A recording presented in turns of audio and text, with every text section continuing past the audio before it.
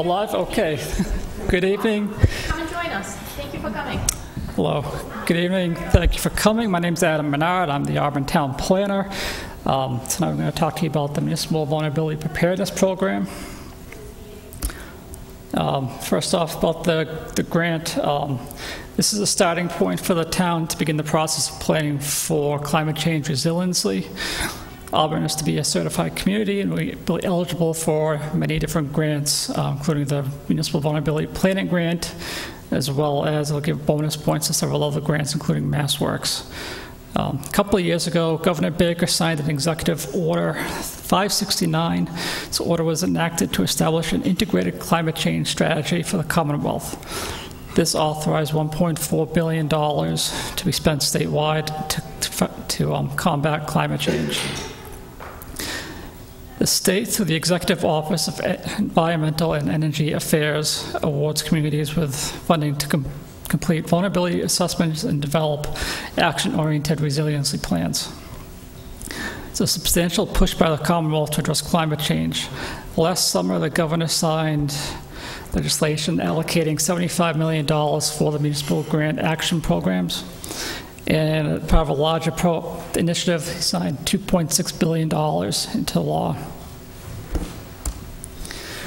So the MVP planning objectives, it's to define extreme weather, natural and climate-related hazards, identify existing and future vulnerability and strengths, develop and prioritize actions for the community and broader stakeholder networks, and to identify opportunities for the community to advance action to reduce risks and build resilience.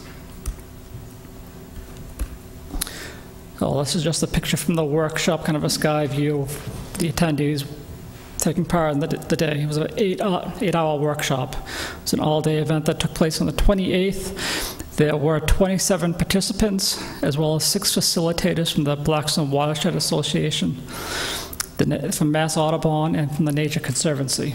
There were also 4 high school students that served as scribes. So the town was provided climate change data that was developed by the Northeast Climate Science Center at UMass Amherst. The Climate Science Center is a part of a federal network of 8 climate science centers created to work with natural and cultural resource managers to gather scientific information and build the tools needed to help fish, wildlife, and ecosystems adapt to the impacts of climate change. There were several scenarios that were run that dealt with the climate change data that they provided. There are medium and high emission scenarios. Were chosen. The medium scenario assumed that peak emissions would hit at mid-century, and the high emission scenario assumed emissions would peak towards the end of the century, giving us 2 sets of data to work with. So, in most areas of the Northeast Midwest, the heaviest 1% of all storms are typically around 1.75 inches, about 2 inches in a 24-hour period. This is the strong storms that have increased by 55% since 1958. The temperature has also been getting a lot warmer. Probably one of the more noticeable items is the growing season. It's been extended 15 days since 1950. As well as sea level rise, which has risen almost a foot since 1922. So some of the projected changes developed by Northeast Climate Center show that temperature in Auburn could be increased by 7.2 degrees by the end of the century. 90-degree days, hot days during the summer, could dramatically increase to 34. Currently, the average about 4 to 5 days of degrees above 90 per year, but 34 would be a very large difference. And sea level rise is expected to continue to increase, and 2-inch precipitation days, those days with heavy rainstorms, are expected to increase by another 47%. So again, the goal of the MVP workshop, it was to start the process of building resiliency against these climate threats. So there are several specific threats identified at the workshop that Auburn faces. This includes flooding and extreme precipitation, That's a picture of the Auburn High School fields flooding. Took place about 10 years ago. Snow and ice storms, which we're all used to. These will continue to be a problem, and ice storms, like this past winter, in my opinion, seem to be, there's a lot more ice storms than snowstorms. These require a different response to a regular snowstorm. Heat and drought, these are expected to increase, so longer droughts, like we had a few years ago in 2016. And high winds. There's been several high windstorms just very recently. These are expected to continue to be a problem, damaging trees and power lines and buildings. So that's a picture of our climate kind of shifting south. Now our climate currently is about where New Jersey is. So it's a little bit warmer than it was historically, and if the climate predictions are expected to continue, we'll be more like a South Carolina climate, which would be a much, much different way of living for us. Well, several areas of concern were identified at the workshop, include the vulnerable drinking water supplies, wells, and aquifer. These are always a concern. These are where we get our water. Certainly priority to protect this. Flood-prone areas and infrastructure are a concern. Major interstate, state highways and aging infrastructure and complex intersections were all identified as an area of concern. Dispersed, elderly, and vulnerable residents and active freight rail lines and operations are all areas of concern we want to keep an eye on. At the workshop, we discussed strengths, weaknesses, and priorities. And they fell into three different categories: infrastructure, societal, environmental. Auburn has many different strengths as well as weaknesses, and these are all items that we tried to address at the workshop. So for infrastructure, Sword Street culverts were addressed as a priority. Building a town-owned fueling station. One of the strategies was to design and build a facility on town-owned property that would include a backup generator, which the current arrangement with a private vendor for our gas doesn't currently allow.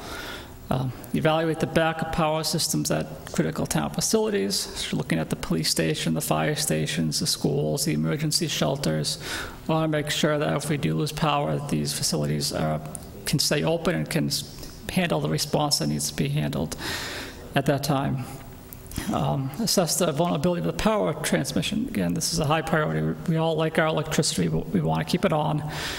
So a strategy was to evaluate trees for proximity to power lines and tree health, and look into moving some power lines underground and include a cost analysis.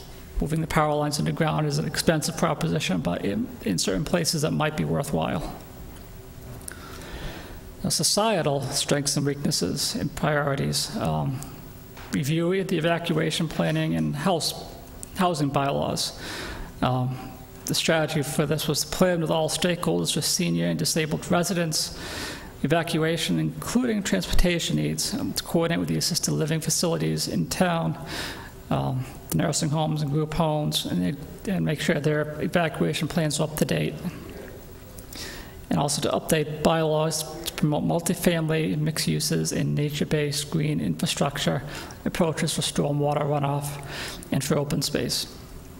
So we should continue to improve communication. This is a high priority for the town, make sure we all communicate with the residents and interdepartmentally. Should improve communication about emergencies, power outages, extreme events. Focus on reaching seniors and other vulnerable residents, not only in residential facilities and housing complexes, but also for those across town.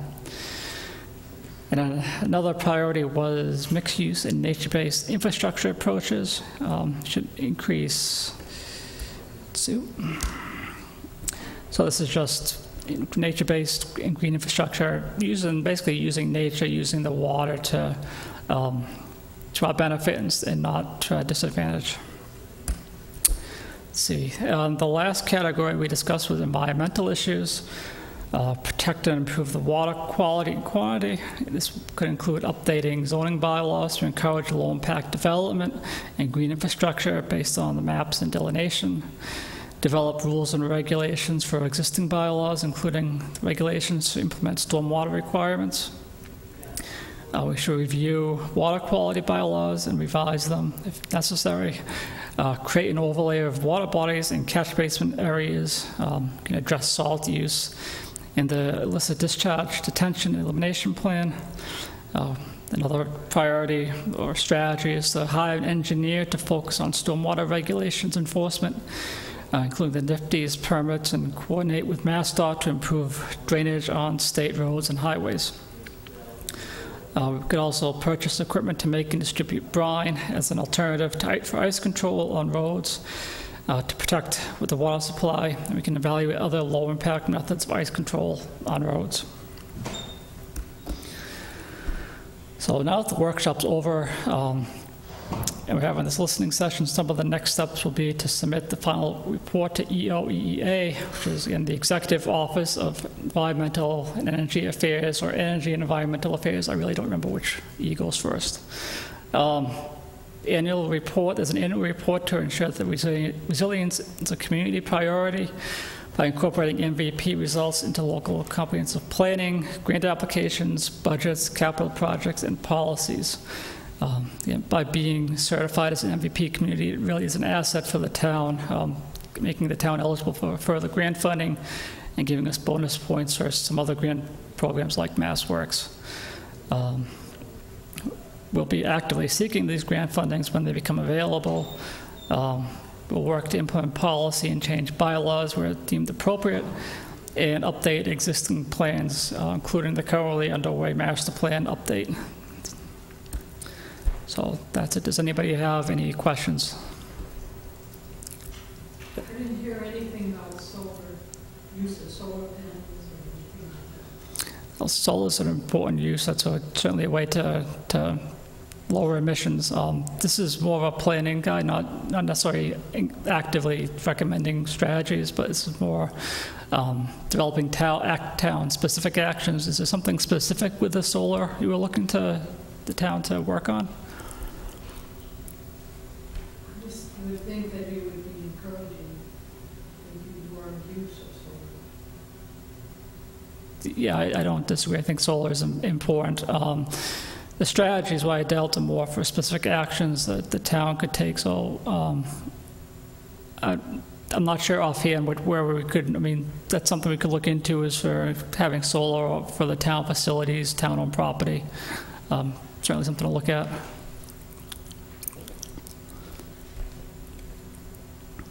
Anybody else? No, okay. If you want, there's a map, a base map that we use at the workshop over to my right. If anybody would like to take a look at it, please do. Kind of shows what we had to work with. I also have a draft of the report that's going to be submitted to the state. It'll probably be submitted about a month or so. It's due by end of June, but we'll probably submit it earlier than that. So that's it. Thank you.